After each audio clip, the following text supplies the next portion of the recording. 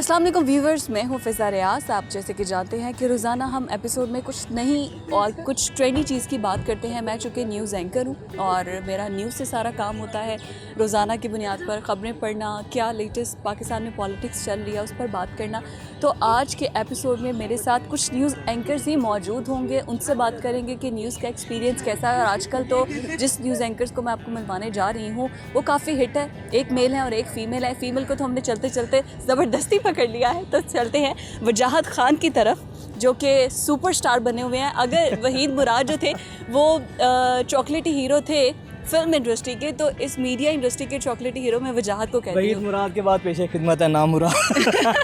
नहीं, नाम मुराद नहीं, ये है वजाहत खान। आप सब जानते हैं, खबरें पढ़ते हैं हम। तकरीबन 2 साल से इकट्ठे एक साथ खबरें पढ़ रहे हैं। 2.5 साल हो गए हमें एक साथ खबरें पढ़ते हुए।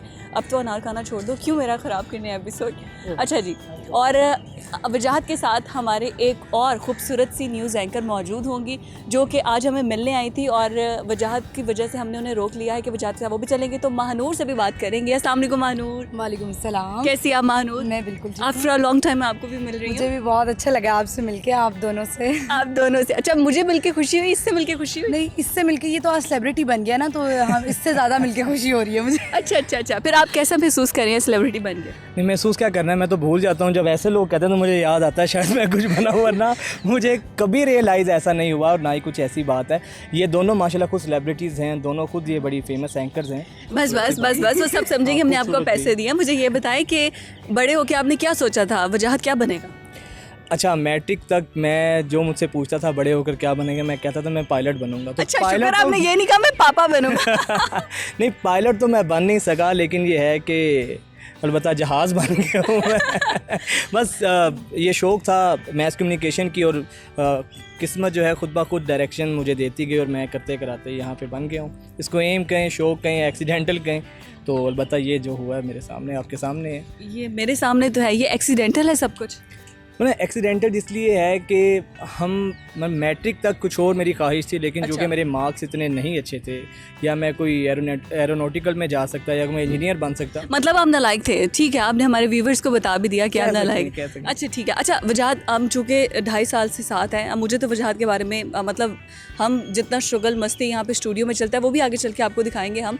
लेकिन वजाहत की पर्सनल लाइफ के बारे में कुछ पूछते हैं। वजाहत जल्दी से, बहुत थोड़े से क्वेश्चन है मेरे पास, लेकिन जल्दी। अम्मा अब्बा में से कौन ज़्यादा अच्छा था, पसंद था? दोनों ही बॉन्डिंग, आई मीन बॉन्डिंग किसके साथ ही पसंद? अब्बा के साथ। अब्बा जान के साथ बहुत ज़्यादा बॉन्डिंग, क्योंकि वजह ये है कि एक तो वैसे ही मैं माशाल्लाह बच्चों में 9 साल के बाद तो दुनिया में आया था। अच्छा, तो मतलब पहला बच्चा अम्मा अब्बा को भी तंग करके आए थे? करता हूँ अभी तक। पहला बेटा होता है, आपको पता, लाडला होता है, और मेरी चूँकि फादर के साथ ज़रा ज़्यादा बॉन्ड। अच्छा, तो आप अपने छोटे भाई को वज़ीर ख़जाना क्यों कहते हैं? हाँ, उसको असल में वज़ीर ख़जाना हम उसे इसलिए कहते हैं कि सिस्टर तो हमारी है नहीं, तो हमारे घर का जितना सारा बजट होता है तो वो सारा उसको देखता है, उसको सारा कवर करता है।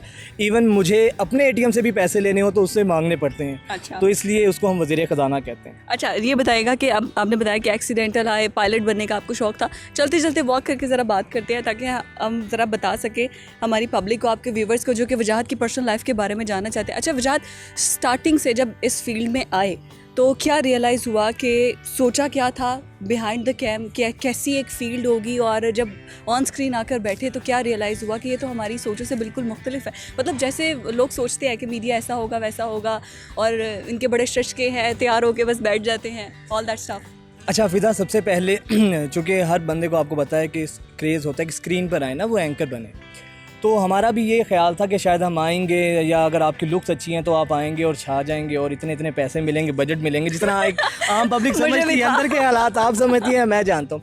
लेकिन अब 5 या 6 साल के एक्सपीरियंस के बाद ये रियलाइज़ हुआ है कि शॉर्टकट कुछ नहीं होता। हाँ। बज़ाहिर जो चीज़ देखने से बड़ी सुहानी लगती है, या बड़ा आपको कोई न्यूज़ पढ़ता प्रोग्राम करता बड़ा अच्छा लगता है, लेकिन हम उसको तो फैसिनेट करते हैं, उसके पीछे जो उसकी स्ट्रगल है, जो मेहनत उसके पीछे है, हम वो नहीं देखते।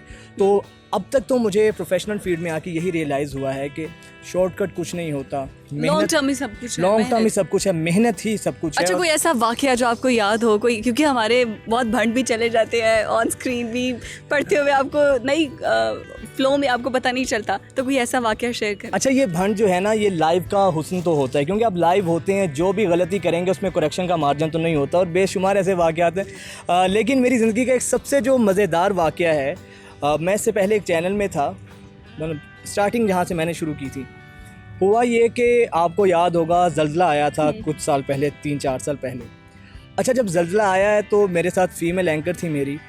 अब मैं ब्रेकिंग कर रहा हूँ और साथ चीज़ें लरज़ रही हैं, और मैं देख रहा हूँ कि सामने से कैमरामैन भागे, लोग भागे, और मैं उस तक अपने होशो हवास कायम रखे हुआ था। जैसे ही मेरे साथ वाली फीमेल ने कहा ज़ल्ज़ला ज़ल्ज़ला, वो इसी तरह को एंकर भागी है, तो कुछ देर तक तो मैं भी सीरियस रहा। जब मैंने पीछे मुड़ के पीसीआर में देखा तो सारा खाली था, तो मैंने भी लाइव ही पकड़ा है कैमरा, और मैं वहाँ से माइक समेत भागा हूँ, और माइक कहाँ पर, मैं कहाँ पे।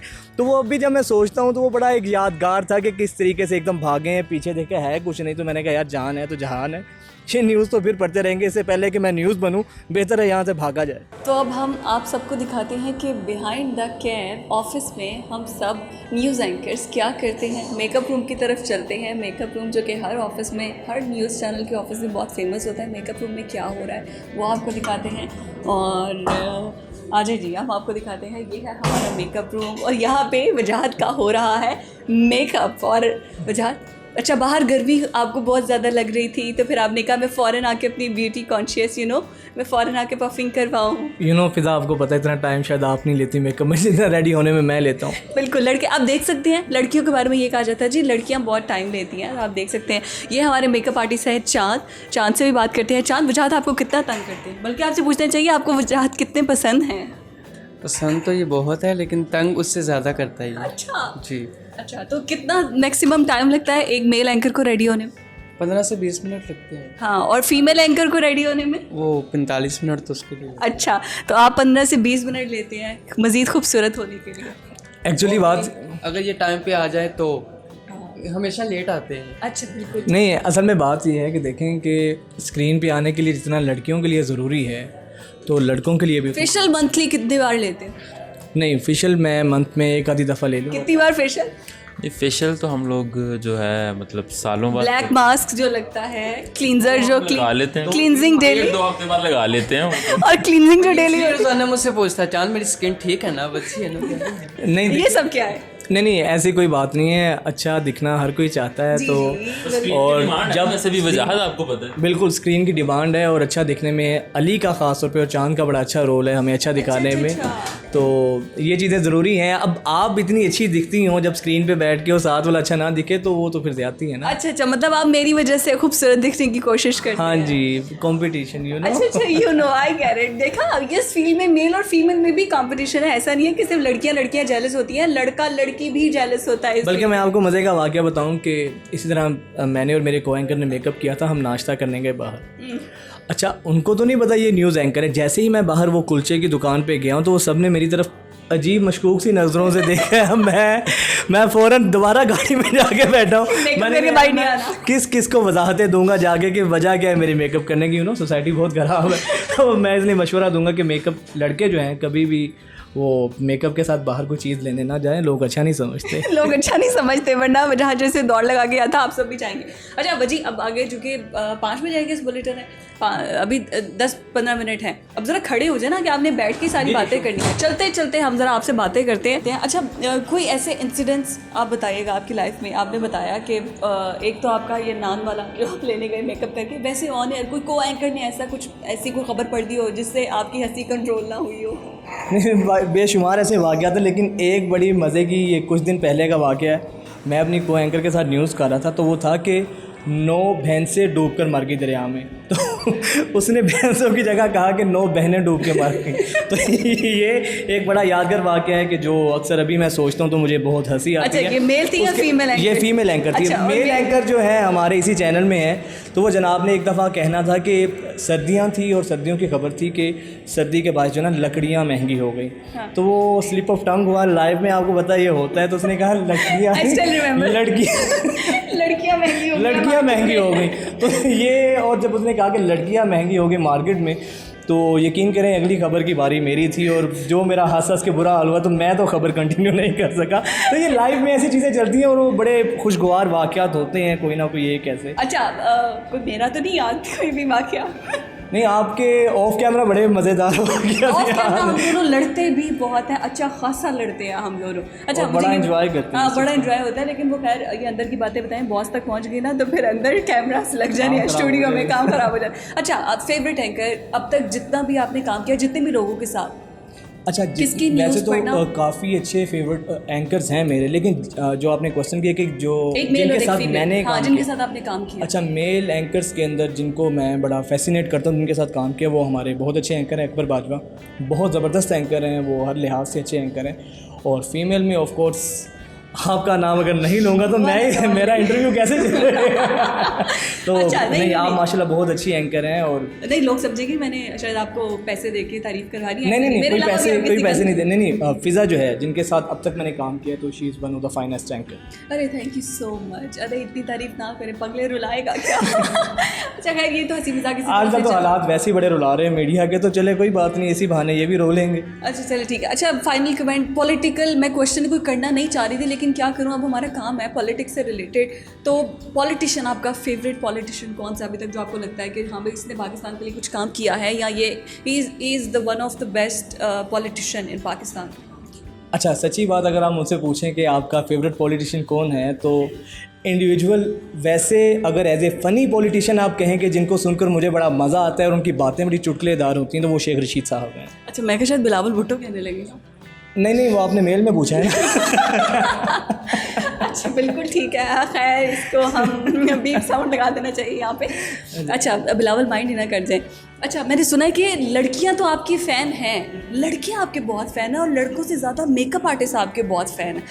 मतलब वजाहत का नाम लेते ही वो ओवर एक्साइटेड हो जाते हैं, इसकी क्या वजह है? और जो लड़की आती है वो आपको जानती होती है, चाहे वो इंटर्न आए, चाहे वो मीडिया में नहीं आए, चाहे वो एंकर है, वो वजाहत खान को क्यों जानती है?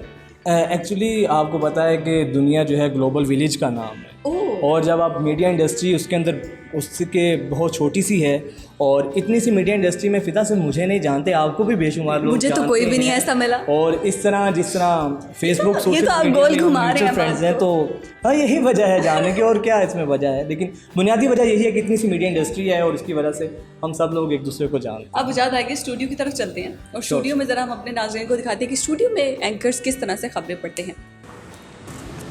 तो आ गए हैं अब हम स्टूडियोज़ के अंदर। आप देख सकते हैं ये है हमारा क्रोमा स्टूडियो, और वजाहत चूँकि अब उसका बुलेटिन है, वो बैठ के ख़बरें पढ़ेगा, तो हम बैठे बैठे वजाहत से सिर्फ 2-3 मिनट में गपशप करेंगे कि किस तरह से ख़बरें पढ़ते हुए उनके क्या सेंटिमेंट्स होते हैं। अच्छा वजाहत, कोई ऐसी ख़बर पढ़ते हुए कोई ऐसी, क्योंकि news anchor it's like a actor, आपको एक्टिंग भी करनी होती है। खुशी की खबर है तो आपको खुशी हंस के देनी है, अगर कोई रोने वाली खबर है तो आपको पूरे सेंटिमेंट्स शो करवाने हैं कि आप अफसुर्दा हैं। तो कोई ऐसी खबर जिसको पढ़ते हुए आप रो पड़े हो? अच्छा, वैसे रो तो पढ़ना एग्जैक्टली ऐसा होता तो नहीं है कि रो पड़े हो, लेकिन नहीं, कुछ जगह होती है, कुछ ऐसी न्यूज़ होती हैं जहाँ पर ज़ब्त का यारा नहीं रहता। हाँ। और वो मुझे याद है कि जब सानेहा APS हुआ था, और मैं बड़े आराम से न्यूज़ पढ़ा था, फिर आहिस्ता आहिस्ता जैसे पता लगा 10 बजे 20 बजे जब 100 का फिगर क्रॉस किया, और लिटरली मैं आई वॉज शिवरिंग, और बिल्कुल मेरी आंखों से आंसू थे, मैं नहीं पढ़ सका था। ये वो बहुत दर्दनाक लम्हा था जब मेरे लिए न्यूज़ पढ़ना मुश्किल हो गया था। सेकंड जो बहुत बड़ी खबर अफसोसनाक मेरे लिए थी, जहाँ पर वाकई में मेरी आंखों में आंसू आए थे, जब अब्दुल सत्तार ईदी साहब, आप सबको पता है कि खिदमत और इंसानियत की पहचान थे वो, हाँ। जब वो इस दारे फ़ानी से कूच करके गए, और तब भी अनफॉर्चुनेटली मैं बैठा था चेयर पे, तो वो ब्रेकिंग जैसे ही आई है तो तब से मेरे आसाब जवाब दे गए थे, और जब मैंने वो पढ़ी है 2 या 3 लाइंस के बाद मुझसे बोला नहीं गया था। और ये इंसानी जज्बात नेचुरल होते हैं, आखिर एंकर्स हैं, एंकर्स के भी जज्बात होते हैं। तो ये 2-3 वाक़यात ऐसे हैं कि जब मेरे लिए जो है ना प्रोफेशनलिज्म बिल्कुल पीछे रह गई थी, और वो जज्बात उस पर गालिब आ गए थे। अच्छा वजी, बिल्कुल लास्ट, क्योंकि आपका बुलेटिन है, आपको शेर व शायरी का भी बहुत शौक है, तो एक कोई ऐसा शेर हमारे व्यूवर्स को बिल्कुल लास्ट तक हम वाइंड अप करें आपसे बात। And thank you so much for your time. शेर व शायरी से बड़ा शगफ़ है मुझे, एक बहुत प्यारा शेर है, वो शेर तो काफ़ी ज़्यादा याद है मुझे, लेकिन एक शेर जो मैं आपकी गोशगुजार करूँगा वो ये है कि खरगोश गोश गुजार know गोश that. गुजार तो इतनी प्योर उर्दू हमारे व्यूअर्स को समझ ना आए। वो शेर ये है कि अब दूर तक सत्रों में भी नहीं नाम उसका, अहबाब की फहरिस्त में पहला था जो शख्स। हाय सच अ डीप बहुत गहरा शेर है बहुत ये। गहरा शेर है। खैर इसके अंदर को हम नहीं जाएंगे। Thank you viewers, I hope आपको आज की हमारी ये एपिसोड अच्छी लगी होगी। अब वजाहत पढ़ेंगे अपनी खबरें और मुझे दीजिए इजाज़त। अल्लाह हाफ़िज़।